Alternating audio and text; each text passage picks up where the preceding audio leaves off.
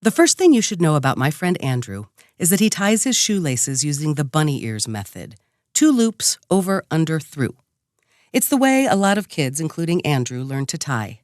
Usually people grow past the method and adopt the more conventional adult approach, but Andrew didn't. The next thing you should know about Andrew is that he thinks I'm teasing him when I point it out, but I'm not. I tie my shoes the exact same way. It's how my daddy taught me when I was 4 years old, and I've never seen any reason to mess with a good thing. The first thing you should know about my friend Mrs. Filholm is that she's a risk taker. A few short months ago, she bought a house in the rough part of town. She's got addicts shooting up in the alley and prostitutes turning tricks around the corner. As if that wasn't alarming enough, Mrs. Filholm often stays out into the wee hours of the morning performing stand-up comedy in seedy bars for the kind of audience that doesn't mind getting drunk on a weeknight.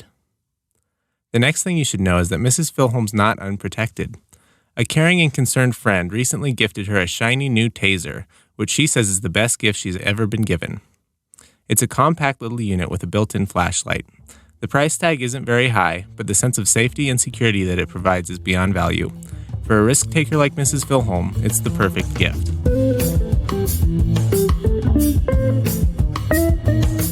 Welcome to Half My Age, a weekly show in which a 25-year-old adult and a 50-year-old child help each other make sense of the world.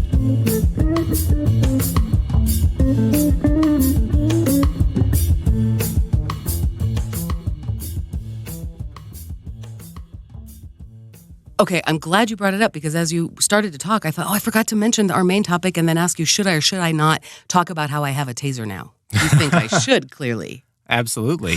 I think that's the most exciting thing that happened this week. Oh, it so is. Okay, let's talk all about it. This is my friend Lynette, and she is the person aforementioned on this show, not by name, who said to me with all care in her heart, Lisa, will you get a gun, please? And I said, I really won't. I really can't. We've talked about it enough.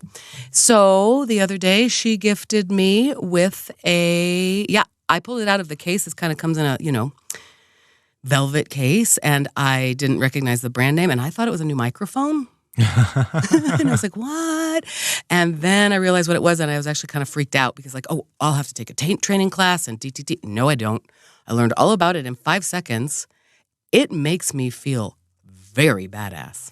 Yeah? I don't mind having a taser. Well, last week we talked about Does it BB make guns. that loud, snappy electric noise? I was wondering. I should have brought it. We can do it. I mean, yeah, it sure does. I think the noise alone will prevent somebody from getting too close, but I know if they get too close, you just jab them with the thing.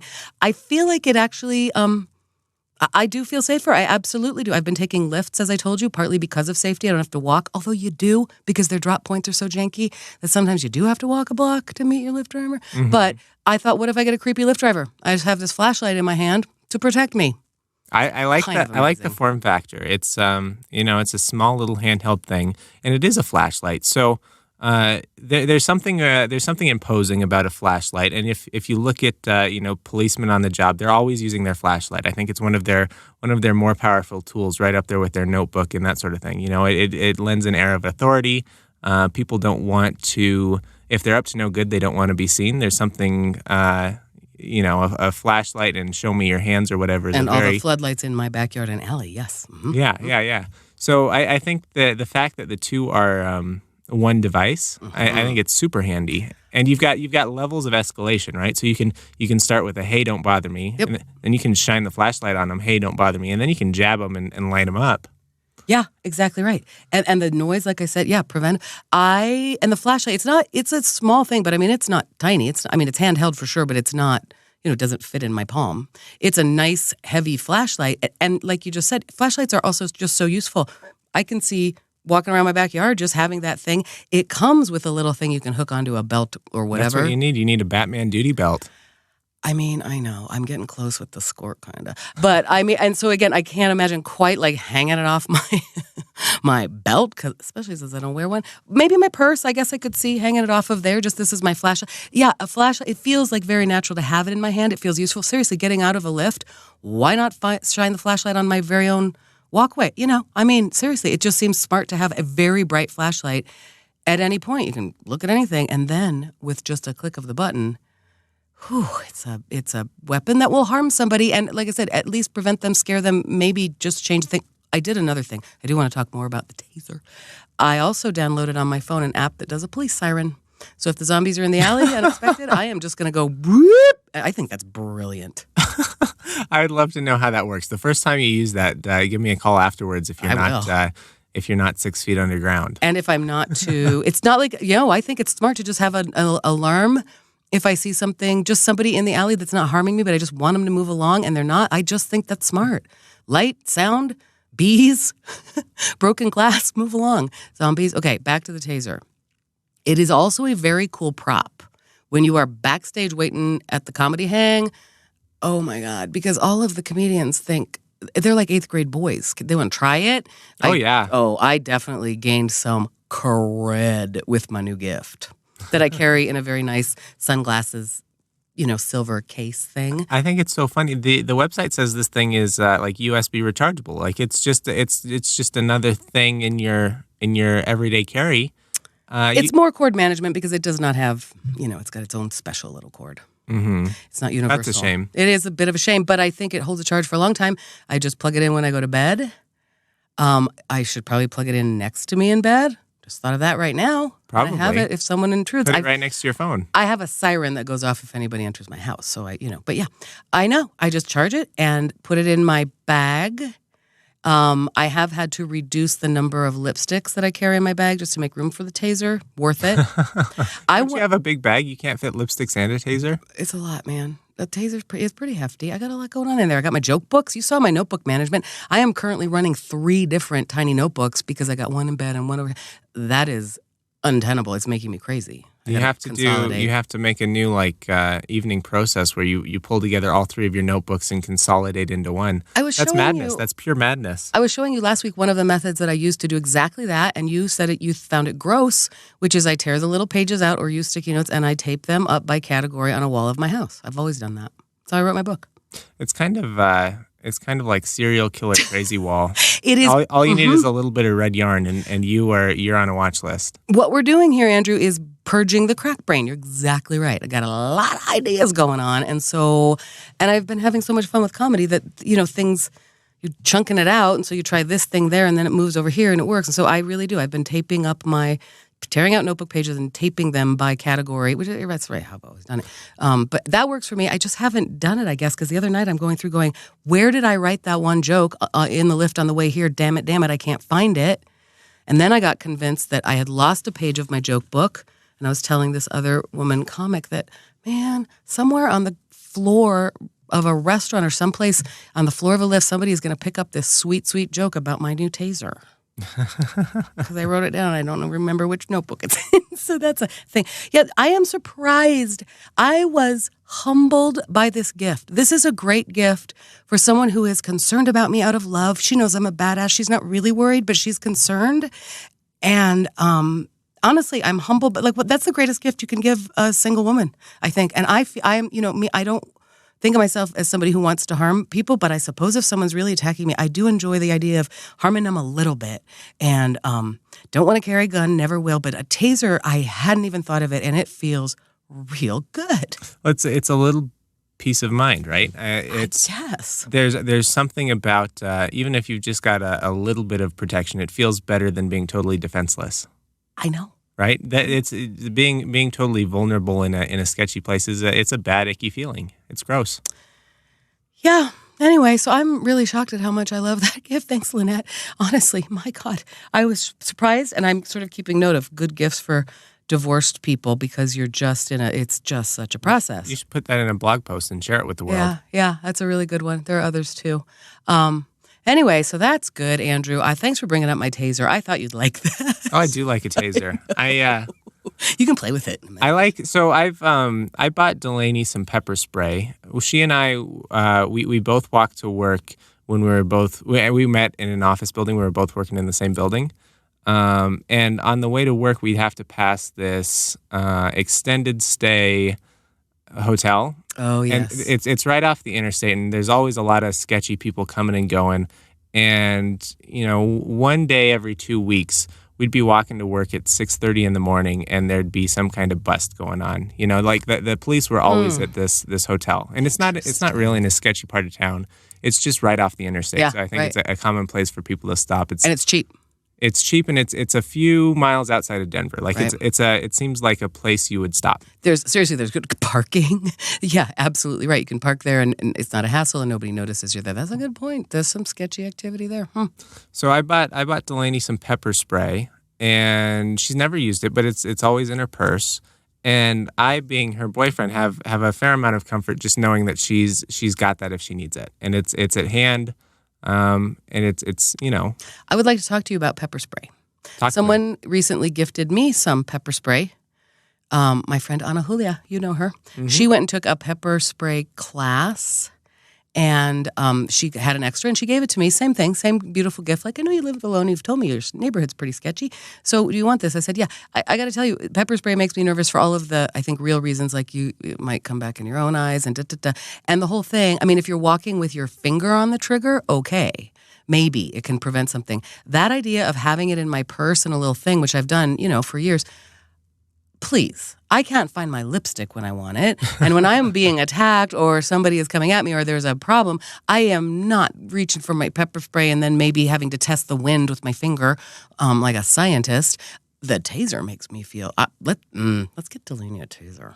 I like the taser. I mean, the flashlight means that it doesn't have to be an imposing thing. You might, since it looks like a flashlight, you might be able to take that into a baseball game or a movie theater. I wondered about that. Is it considered a weapon? It probably depends who's working security that day. Mm-hmm. I wonder, because like Red Rock, stuff like that, I wonder, because dang, that's a place I want it. But I could also see that's a place where it would get out of control. People using it badly if people are getting wasted. Because that is right. First of all, as you were saying, it's not that imposing. I might be able to get away with it just being a flashlight. I don't think so. And yes, somehow, although I don't really know that I would care if somebody knew I was carrying a taser, right? But there is just something like handy. It's in my hand. It's a flashlight. It's lighting my way. I might need it to open the door, make sure I haven't left my phone on the backseat of your Lyft, but also just knowing I can hurt you. Okay, but also if you tell people that you have it, again, I've been hanging out with comics, so they all just want to zap each other. They don't want to zap each other. They do want to test it into the open air and talk about it, and they really are interested. My point is, I could see it going crazy if you pulled it out at a Red Rock show and just drunk people or stoned people going, it's a toy. It's not a toy, Andrew. I haven't researched how much damage it would do to a human being. Have you? It sounds like you looked it up. I've never been tased. I've never been pepper sprayed. In high school, there was a funny situation. We were going on a big camping trip in multiple cars. And in the other car, not the one I was driving, one of my buddies accidentally, in air quotes, sprayed some bear spray in the car. Oh, gosh. And it knocked out all 5 of the people who were in the car. They had to pull over on the side of the interstate. It was a mess. Didn't knock them out like unconscious, like eyes burning and freaking out, like tear gas. Yeah. You mean? Yeah. Oh, that's so perfectly adolescent, isn't it? Let me just spray a little bear spray in the car to test it. Yeah, but do you know, though, to my question, how much damage a taser would do if I did it on someone's chest muscle or shoulder? I've only ever seen maybe YouTube videos of people getting tased. Like it'll put them on the ground. I don't know how long that lasts. Right. Doesn't matter. Did Andy Dwyer practice getting tased one time on Parks and Rec? I feel like I remember that as part of his dream to be a policeman. I don't remember. Seemed to have an idea of that. Have you looked this up on the internet? Is it actually the taser strike light? I don't know. Is that the name of this product? Because if you like it, I sent you a picture of it. Hold on. If you like it's we should recommend name. it. I love it. Let me grab it.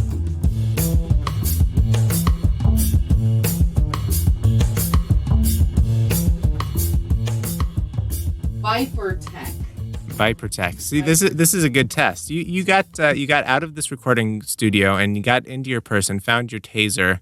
I don't know, it probably took 15 or 20 seconds. Yeah. You might have to have that a little closer to hand. Yeah, Andrew, I'm assuming you're not going to attack me here. I don't need the taser when I'm recording with you. No, but we're over in zombie territory. Go check out that pretty good flashlight. That's pretty bright, Andrew. It is a good flashlight. You said it's a Vipertek? Vipertek. TEK. You ready to hear it? Yeah. Ooh. Flashes, I like that. doesn't it? Flashes. Nice. Whew. And I'm a little bit afraid that if I have it in my bag or something, I will taser myself, trip, you know what I mean? Trip the Yeah, is that a real danger? Is the button pretty I exposed? don't think so. I mean, yes, it is exposed. I think if I put it in my little carrying thing that it comes with, sort of Wait a little minute. strappy thing. What? I'm looking. Can you hold that up again? Yeah.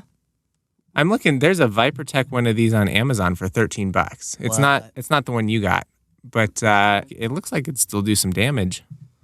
Huh. Yeah, I talked to a woman at work who had literally a handheld one, and it was purple. It kind of looked like it might be a pocket knife, and it was a little taser. I think the idea is just to stun somebody and get them away from you, right? I think she has that little stun gun, purple. It's probably Vipertek right there for $9.99. And it's got a little flashlight on the Vipertek website. Look at that. It's a stun gun, so that's probably just a tiny... I haven't researched this. Obviously, Lynette did, because she's a badass. This one, the kind of heft of it pleases me. I feel like it's sort of police grade, Andrew.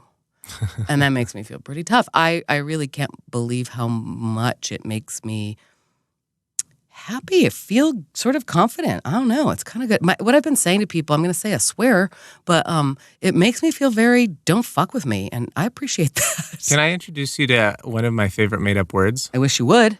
Unfuckwithable. Okay. You feel more unfuckwithable. Did you make that up right now? No, I've heard it somewhere. I feel like I've also made that word up in my 8th to 10th grade years of life. That's probably one of those in the zeitgeist, right? It's like if you give a chimpanzee a typewriter, it'll eventually come up with give Hamlet. A mouse a muffin. Nope, different. Nope. I was just thinking about that the other night. No, if you get, that eventually we'll all come up with that same idea. I don't know, Andrew. You have another favorite word that you made up. It's a favorite German word that you invented. Could you please share it with the audience? It's Schitzenfuktzen. I think that should be actually the subtitle of our podcast, because we thought for a while about naming a podcast that. What does it mean? What's the definition of Schitzenfuktzen? These days, I don't know if it actually has a definition. I mostly use it as a proper noun to describe my parents' pets or the cat or whoever's being annoying. I call them. I say you are a Schitzenfuktzen. Oh, you're using it now as an insult. Yes. Before I understood it to have the connotation of sort of a catch-all for a bunch of bullshit stuff. Yeah, that is Schitzenfuktzen. Well, that's definition one. Then we've got B. You and I both have a rich history of German swearing, because I understand you had a Scheiße douche in your classroom.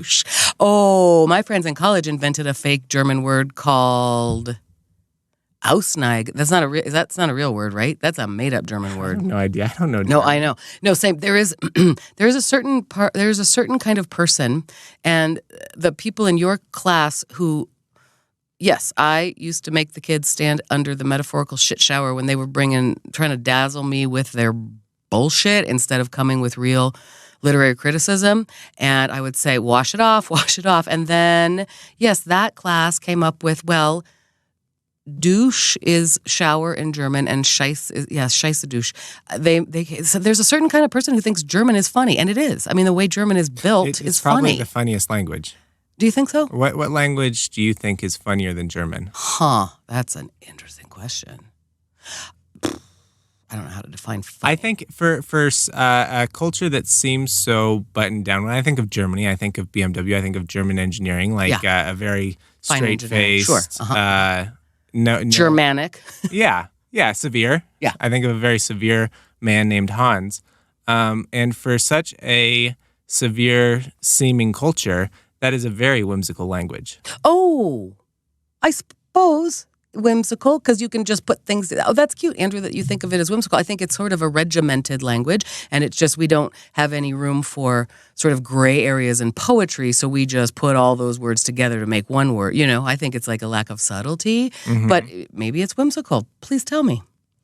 I don't know. German's whimsical. I spent a little bit of time in Finland 2 years ago, and Norwegian, Finnish, whatever, they've got a very fun inflection, like an up and down kind of like sing-song way of talking.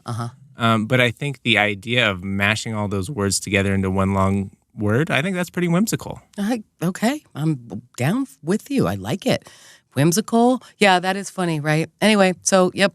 I liked when you introduced the word Schitzenfuktzen to me as it is a German word that I invented. That's right. I still love that. I remember in Spanish class we learned there's some organization in Spain that is chiefly responsible for determining what words make it into the language and what words don't. Sure.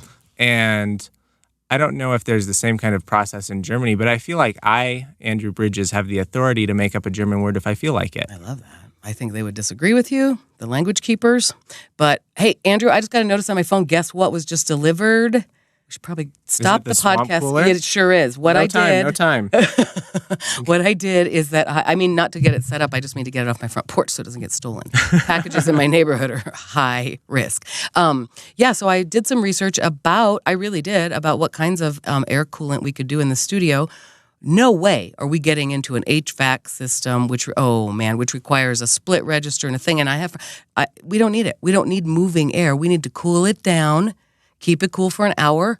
Should I need to take a break if I'm ever doing a long recording thing, I can cool it down a minute later. So I looked in and I found a thing, and now it has been delivered. It was actually at a furniture store last weekend, and I was standing there and suddenly it was very cool, and I think I bought sort of the same thing. I was like, this is cool air coming out of here. So it's an evaporative cooler on a stand. It's not one of those dumb window units. Mm-hmm. And you can put water in it, which we do in Colorado. For those of you who do not live in dry climates, we call it a swamp cooler, which is a stunningly not beautiful term. And we pull water through the air. Water through the air, and with air through the water. We pull water through. It basically runs water through a porous filter, and it sucks air through to add humidity to it. And it cools it down via fan. There's a water tank, and then there's a fan blowing through the water that brings cooler air into the house. Is that about right? I think so. And it requires airflow. So all you got to do is open a couple of windows in your house, and the swamp cooler, many of us in Colorado have them, in Denver have them on our roofs, and they come through. It's a swamp cooler box. Anyway, so this is a tiny unit of that. For this tiny little studio, we don't need much more than that. There's a reservoir for water, and there's a reservoir for ice when you need to cool it down even faster. Very good. Can't wait. Next week, we're going to be a lot more comfortable in here, Andrew. Next week, we'll have to decide on a recording schedule because a week from today, I believe, is the 4th of July. I know. It's just so boring. Happy birthday, America. Happy birthday, Uncle Sam. Which is great, but it's just such a bummer because we're on such a delay schedule that... Yay, 4th of July. I wonder how the fireworks were, Andrew. I'm sure they were spectacular. I know. Anyway, so I'm excited that that's delivered. I cannot wait to hook that up. Ooh, what else? What else we got? I think, so let's see. At this point in the recording, we are 24 minutes in, and I think we should earmark 20 minutes at the very end to talk about your new phone. All right. But we should do it in a way where our listeners don't have to listen if they don't want to. We should promise them. We should make a sincere promise that we will not be funny. We will only give the facts and nothing but the facts. Oh, some of it's funny for the people who don't care to hear about our technology. Okay. Woes. I don't want to make that same. I'm not entering into that contract quite yet. I would like to amend.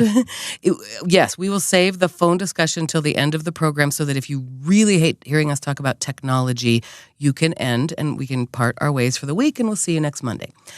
But I'm not saying it's not going to be funny. The whole thing is funny. It is related to my whole life and paying a phone bill. So it's really old school, half my age podcast, Andrew, because it's budget and it's tech and it's anxiety about being an adult. It's where all of them meet. I mean, that's like the gold. Intersection of all three. That's amazing content. So I don't know that you want to tune out, but we promise we'll save it for the end and not talk about our phones.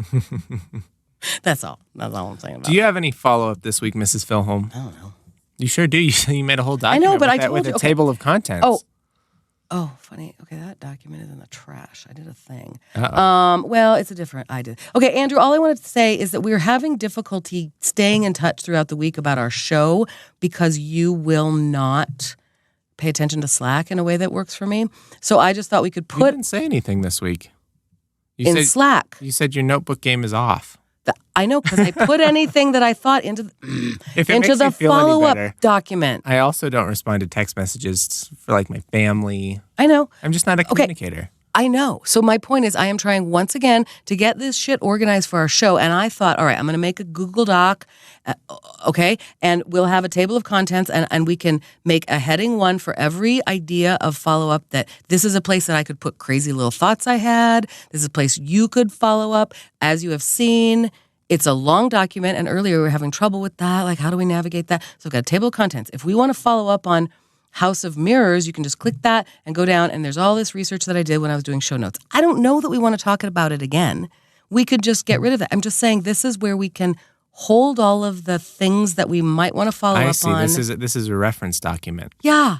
And then we can decide, even as we speak, hey, what's the follow-up this week? You want to talk about that? Go make a choice about it. Maybe some of that is not worth it. Once again, I'm just really trying to manage our workflow here, Andrew. Trying to get us to a place where we can share. The biggest thing for me is, as you remember, I used to just text you everything out of the top of my head all the time, regardless of day or night. You were a single person. You didn't mind so much. Now I'm respectful of Delaney and the fact that you go to bed at 9 o'clock and you're an old man. And so then I was using Slack and it says, Andrew has snoozed notifications. And I go, right, great. That's why I'm sending it now. Then when he chooses to open it, he can read it on his own time. But you never did that. I have to figure out how to unsnooze notifications. You should keep them snoozed. You don't want me bugging you in the middle of the night when I haven't thought about. You never asked me that question, and I don't think it ever said to me, "Would you like to be unavailable from whenever to whenever?" You definitely did because it's a certain time. It's not always snoozed. It's snoozed at probably I'm guessing 9 o'clock at night to 6 in the morning. It's 10 p.m. to 8 a.m. I was pretty close. Yeah, so I can uncheck that, and now I'll get my dings. Oh, and I can even choose the sound it makes. Okay, good. But I don't think you want to get those dings, Andrew, in the middle of the night. That's my point. You can just snooze all the notifications on your phone. Well, I'll see how it goes. I'll let you know. I'll tune in next week, sweet listener, to hear how my dings are going, how my ding is. Things that seemed timely, like my 3-notebook game being off and me getting a new taser, I put in Slack because those are good, and I want you to know about them now and think about them, which you did.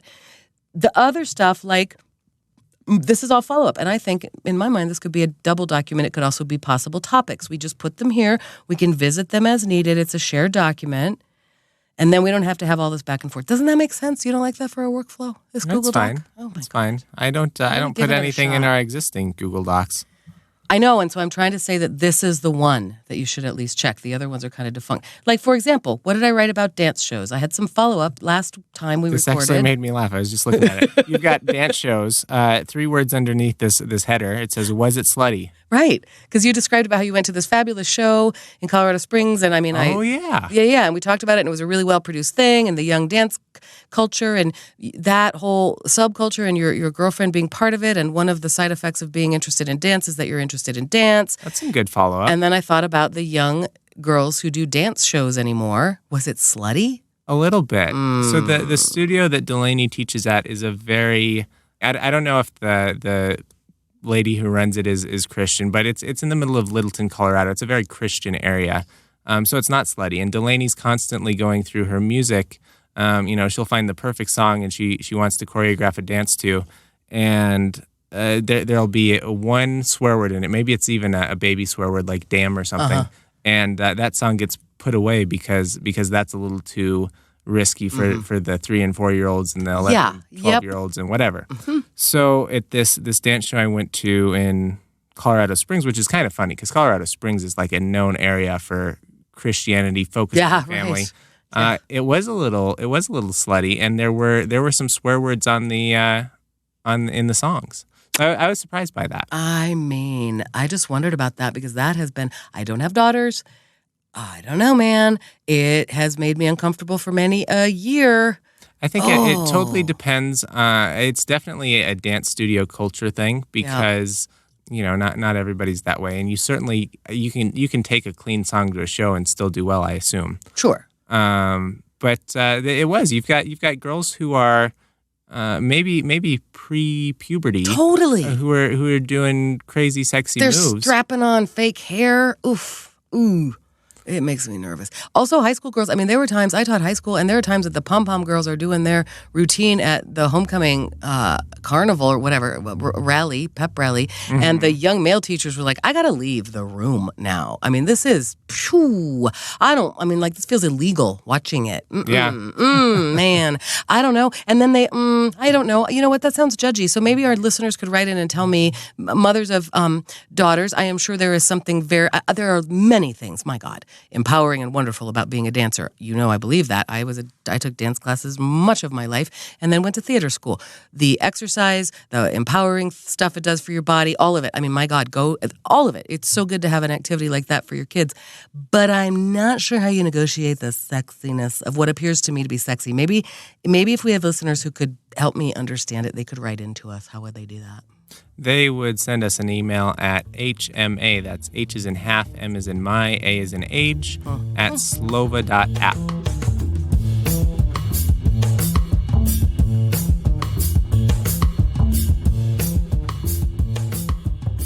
At this point, I am still waiting for someone to watch Chernobyl with me. Did you get any feedback, follow-up about that? No, I haven't. Dang it. I haven't done any Chernobyl watching. No, I mean, I haven't received any feedback that's either. what I'm saying. Nobody I don't wants want to to be say that my- on air. We get so much feedback. I mean, about Chernobyl, might be offering to be my watching partner. We put it out there a couple of weeks ago now, and I think that, no, I don't care. It's summertime. Who wants to sit down and watch a show, really? I don't. On a day like today when it's 95 degrees out, I want to sit in the air conditioning and watch a show. I want to jump in the lake and go ride my paddleboard.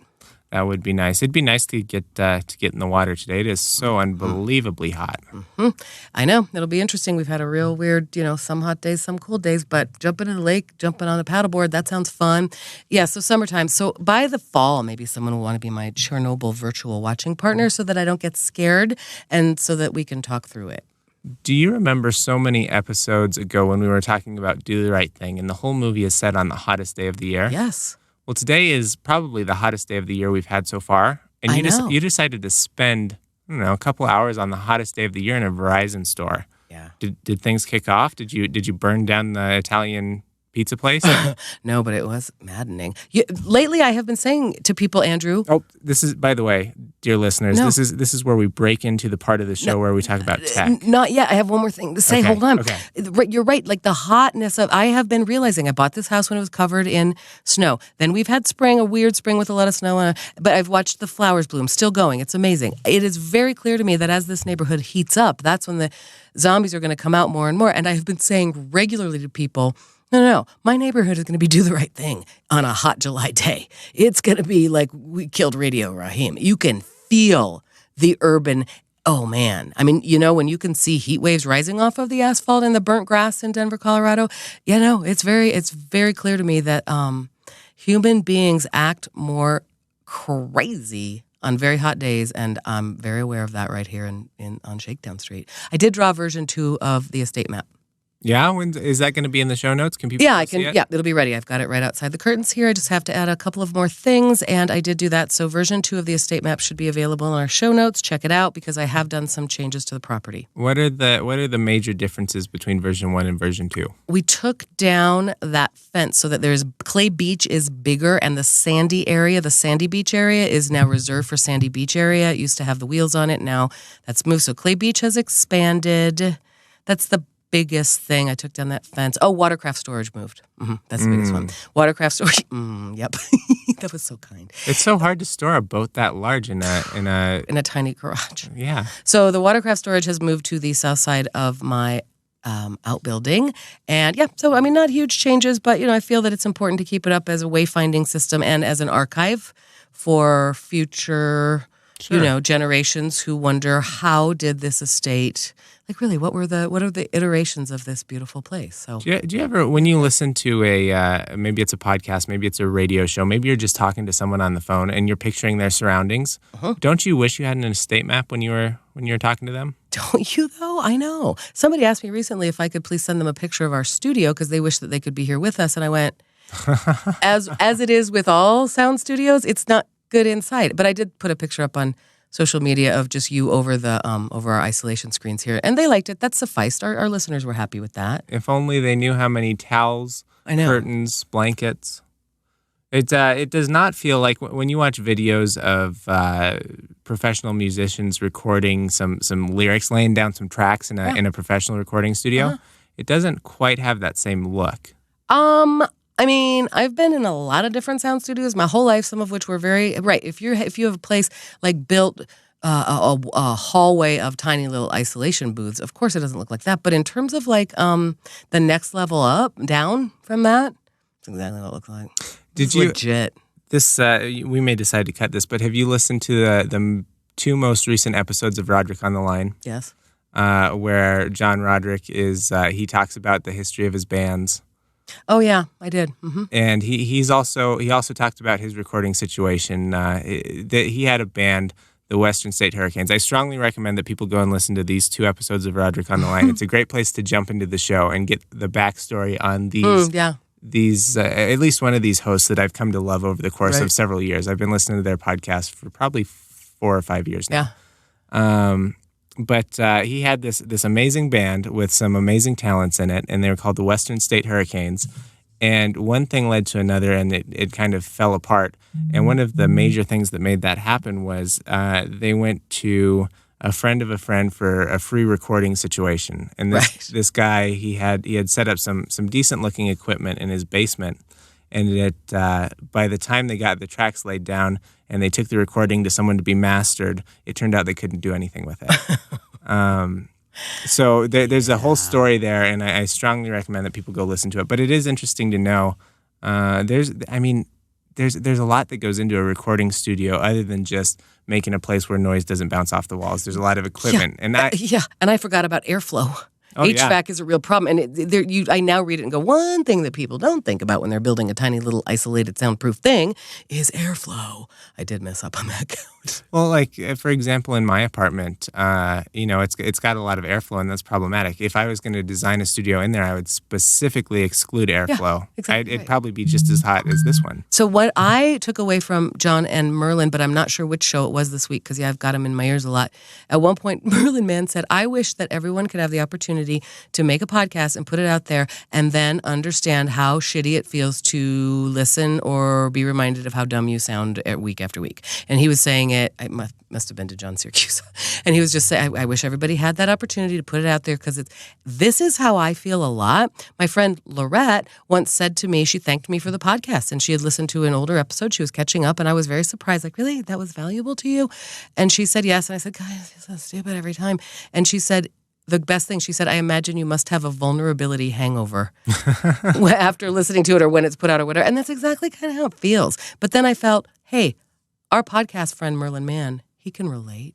Yeah, I think it's something everyone goes through. People are people, you know what I mean? I try to compensate. I try to avoid feeling like an idiot by not listening. You just don't listen. That's the difference there. And so I'm really picking up the heavy lift there because I got to listen to make sure we don't sound so totally stupid that we can't put it out. All right, I got a new phone today, Andrew. All right, listeners, this is it. In fact, I want to just take a break and get some air for a minute, and then we're going to do that segment. Okay. Whew.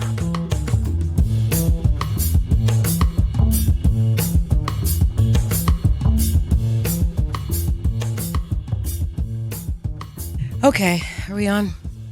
All right, so let's talk about it. Yep, I bought a new iPhone today. That is a commitment.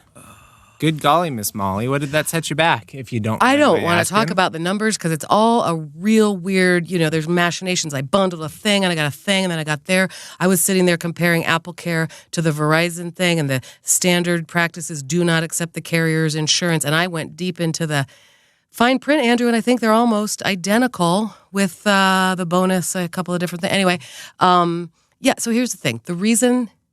I've talked about this before. I thought about getting a new phone because my proximity detector is broken. So now, by now, so your proximity detector is broken, which means that when you hold up the phone to your face, it doesn't turn the screen off like it should. So sometimes you're pushing buttons with your cheek. Constantly. Correct? All my friends know. You're on mute, Wheezy. You're on mute, and the charge is really not holding. So I decided a few months ago that I probably need to, switch in, do the upgrade. The matter was forced because today we also split our family plan. So Tal and the boys are on a separate plan from mine, and we had to split that. So now I'm paying my own phone bill for the first time. We've had that connected, and thanks to Tal, he's been paying it all of these months, and now I'm got my own plan. So this seemed like an opportune time to go ahead and upgrade and do the thing. Oh my God, Andrew. Okay, you want to talk about what I got? I asked you what to get. You advised me exactly what everybody else said and the wire cutter said. What do you think about that? Yeah, right now in iPhones, if you're listening in the future, there's several models. The iPhone XS, the iPhone XR, and then they're also selling some older versions. And so the XS is like the premium top of the line. And the major difference between that and the XR is that it has an OLED screen instead of a LCD screen, I think, which basically means it's a new technology. It's still developing, but you can turn off individual pixels so that they're totally black. Whereas on an LCD screen, you've got a backlight behind the whole thing. And the LCD part, it's called a liquid crystal display. So those liquid crystal things are basically color things that activate, and then the backlight shines through, and that shows you your picture. So you've got color filters for each pixel, and the backlight shining through, so you can never achieve a true black. So the major difference between OLEDs and LCDs is that OLEDs can turn totally off, no light coming out of them at all, so you get a true black. Is that what I have or not what I have? Not what you have. I am so bored with the idea of it, which is interesting because I hear what you're saying, colors and light. It sounds like I would be interested, and I'm not. So I got an inferior display? Yeah, it's not an inferior. I would say LCD is a technology we've had for a long time. The OLED is the cutting edge new stuff, and I don't think they've worked out all the kinks yet. Yeah, it'll be fine. I don't have the home button. It's fine. You put the thing. I haven't even opened it yet. I haven't transferred anything. I've been backing up my phone to the iCloud.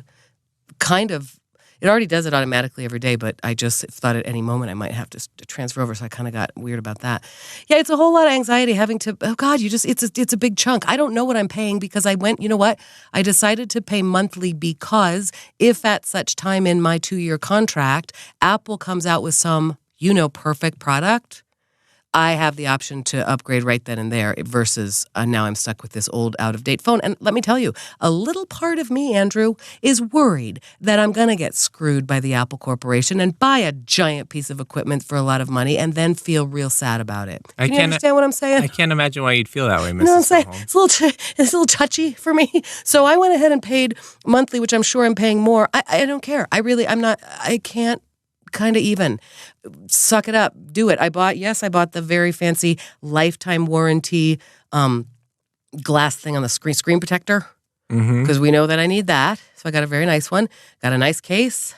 God, I got all the things. I got the care plan. I'm about freaked out about the amount of money. It's a lot of money. Holy sheesh. It's a lot of money. But I think I'll enjoy the tool, and I use my phone like a computer. So it's a bigger screen. I can fit it in my skirt pocket, so that's great. I got my first iPhone when I was in high school, and at that point, the marketing language around this thing is you can do anything with it. Yeah, that's how we started our podcast. There's an app for that. Was the slogan. So it's like you're gonna make a blog and you're gonna publish content and you're gonna take amazing photos and you're gonna do all of these things. And I got the phone thinking I was going to do all these amazing things. And it took me it took me several generations of iPhone to realize I don't do that much with my phone. So this last time I went to upgrade my phone, I actually went for a Google Pixel. It's a Google Pixel 2. And it does everything the iPhone does. And it's the best phone I've ever had in terms of, it's got all the capabilities that you could want. And at this point, the phones across Android and iPhone, they're pretty much at parity. And you really thought that I could make that choice and get the Google Pixel and not have such a learning curve that would make me throw my phone into the wall. Right.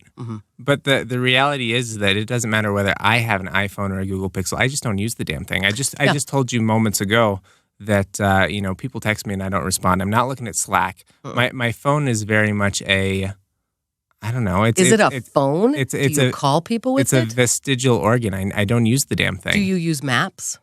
No, once in a while. Do you look up Yelp where to go to dinner? Not very often. That's fascinating. I use my phone very little. Yeah, I know. I made you really always have. That's true. And I made the decision this time and other times. I mean, we've talked about this exact thing. Should I get an iPad? Maybe, probably. But I use my phone. I use my phone a lot. I use it a lot, and I use certain things that are only on iOS, and I use it like a computer. I do not think I will mind that bigger screen. My eyes are old. I've been freaked out about carrying a bigger piece of equipment around with me, but it's not that much bigger. It fits in my score pocket, like I said. Yeah. And I kind of leaned into that and went, I'm just going to go ahead with the Apple because the iPhone, I love it. I know how it works. Any learning curve will bum me out at this point. And I use it like a computer. I mean, I use it when I go do Mama Bear gigs. I use it as my point of sale, Mm-hmm. I really do use it. I'm a pretty power user of my phone, Andrew. So we'll see. I haven't even used this thing. There's a lot of pretty colors in. Is it called the XR or the 10R? It's probably the 10R. It's the X is a Roman numeral, right? So in my 10R phone, but I think people say the XR. Oh my God. Also, That's a good thing. That's actually a long-standing Apple joke. Apple representatives of Apple Corporation would always say OS 10, I think. OS 10, is that right? And non-Apple people would say OS X. So I'm probably getting that totally wrong. As a long-standing Apple person, they've probably revoked my card since I started talking. It's probably the iPhone 10R. Vulnerability hangover. You feel so stupid when you hear it. As a longtime Mac person from even way backer, it was so funny when the first, I suppose it was Windows. Would that make sense? In 1994 to 6. Was there a big thing Microsoft came out with Windows? I mean, the Empire... 1994 to 6, I was between 1 and 3 years old. You've never lived in a non-Windows world. Isn't that something? Like the Empire State Building was lit up in the Microsoft colors. It was a big release. It was a big deal. I think I'm right. Would that make sense? That like that was anyway, Mac User Magazine, the jokes, that was the Twitter of the day. The jokes that people were saying, like, oh, check it out. You can name your files normal words and spaces and cool. Macintosh users have been doing that for a long time. You know what I mean? There was like that sort of... Well, I grew up in a time, my grade school had Apple computers, and I learned to use a computer on an Apple computer. And back then and still today, there's always been a reputation that a Mac, whoever designed it, had a lot more focus and spent a lot more time on usability and workflows and that sort of thing. Where with a Windows computer, it's not as polished, it's not as pretty, and it's just not. It's not a pleasure to create on. Right? The Apple targeted the makers and the people who design stuff and build stuff. And educators at schools. They got us into schools. We were all getting those Apple discounts way back. But I still enjoy. I mean, as much as I hate the keyboard on my current laptop, I do enjoy a lot of the Apple-y things about it. I do too, Andrew. And I've been on some Dells doing some video, learning a new software at work for some like academic video production. Instructor, VILT, virtual instructor-led training. And so I'm on these Dells, just using what it. I mean, obviously, I agree with you, period. I hate my freaking keyboard on this machine. I like everything else about it. And you want to know something else that I like? Because I have been using a little just plug-in hard-connected keyboard when I actually need to type something that doesn't make me look like an idiot. I have thought about, how people have at the end of their email, like an automatic thing that says, please forgive any typos I'm sending from my iPhone. I thought about, please forgive any craziness that looks like I'm doing. I'm on a broken keyboard because it's bullshit. I have a fancy $2,500 MacBook Pro. Yeah. Forgive me. Yeah, forgive me. You will understand, right? Okay. What was I saying about that? So I was using that keyboard. You know what, though? I'm digging this big trackpad, which you talked about, and I am digging that touch bar. I do use it sometimes. I mean, I miss it when it's not there. So the truth is, I like what they intended with these Apple machines. What are you going to do with it? And we want it to feel like an extension of your self. I mean, I know it's a little bit creepy, but I like the way it feels. I like the way it works. I like the accessibility of things. I really do. I prefer it. But I know they're getting more and more similar. But that keyboard is killing me. There's some news in Apple world. I don't know if you saw that they announced the Mac Pro. Yeah, at the WWDC. Yep, the WWDC, the Worldwide Developers Conference.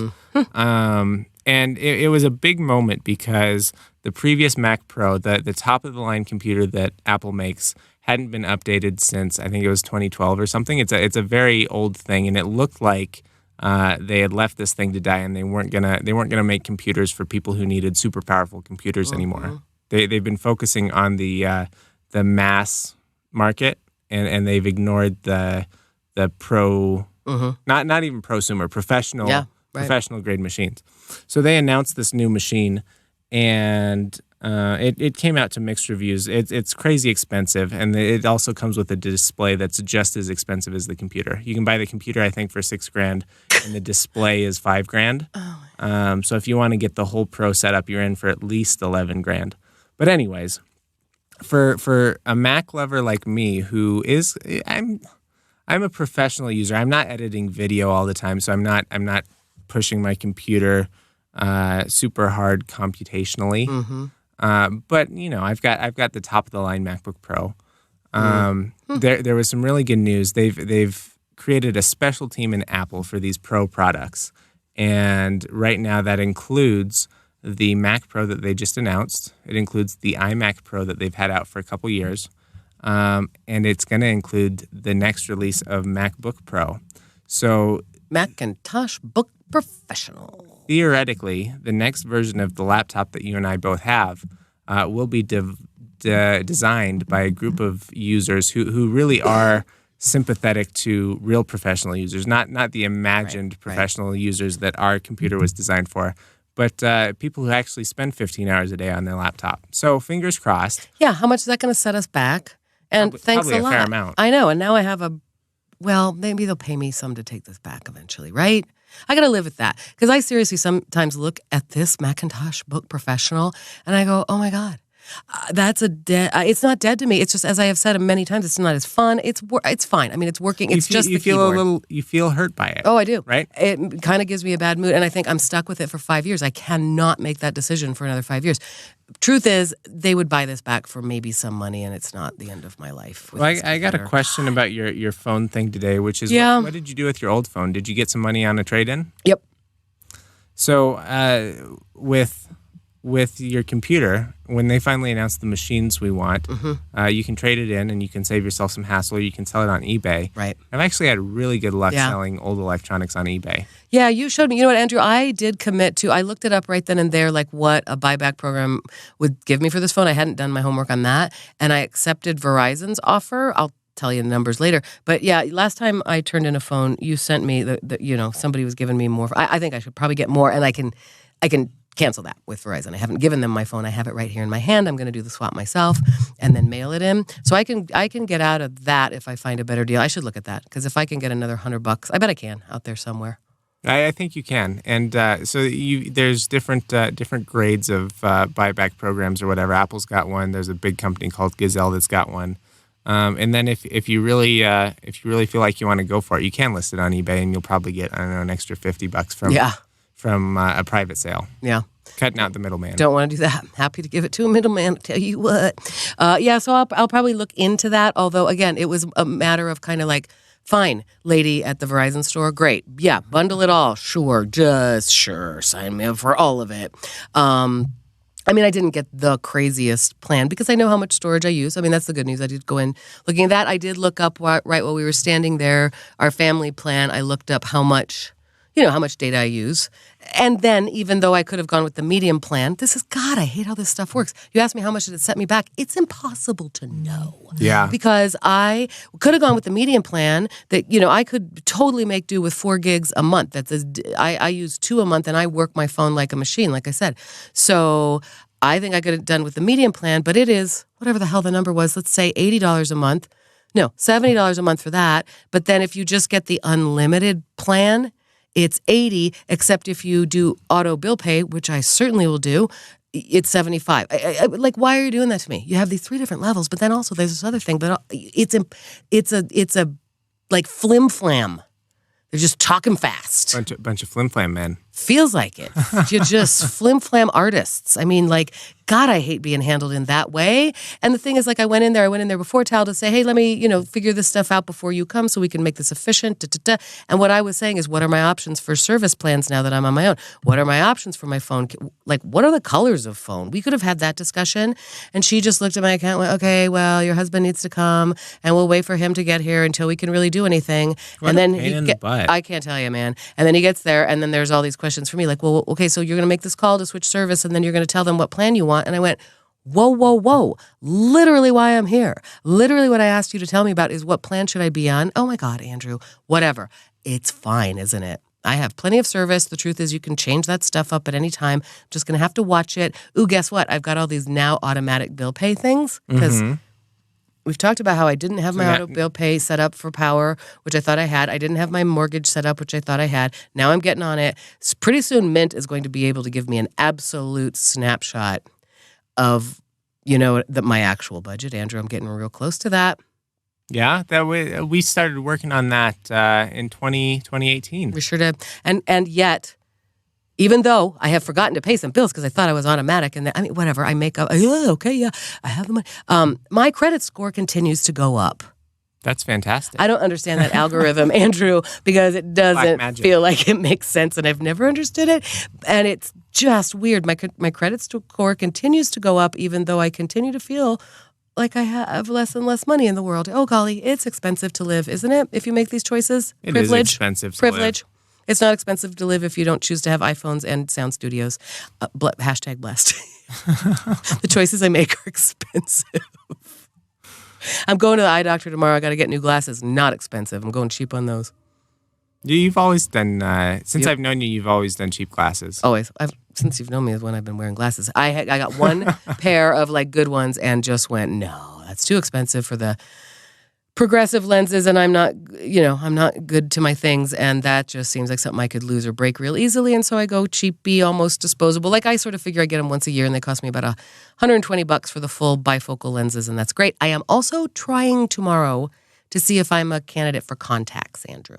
Yeah, I contacts are not so bad. We'll see. Bifocals, though, I don't know.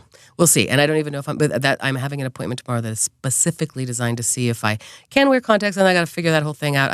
I've never wanted to poke my finger in my eye. I used to help Augie do it when he went through a contact phase when he was younger, so I suppose I could do it, but we'll see. It's not as bad as people think. I'll put that ish in the follow-up document, and then I'll remind you once a week, please check the follow-up document. How about that? Sure. That seem like good workflow? Sure. And I'm not pinging you and Delaney all night long and bothering you? Works for me. Okay, great. Think we brought some ruckus? I know we did. We always do. Computer stuff, how they like, how our workflow functions. People love that. As they say, this is one of the great episodes. Never even a mention of a foot fetish or anything kind of gross. Well, good for us. We brought the ruckus. We talked about zombies, though. Yeah. So it's where I live. Tasers. We talked about tasing zombies. So that's good. It's right up in there. Wait. It's pretty cool. Everybody out there, stay safe. Bye, Andrew. Bye, Mrs. Filholm. Oh!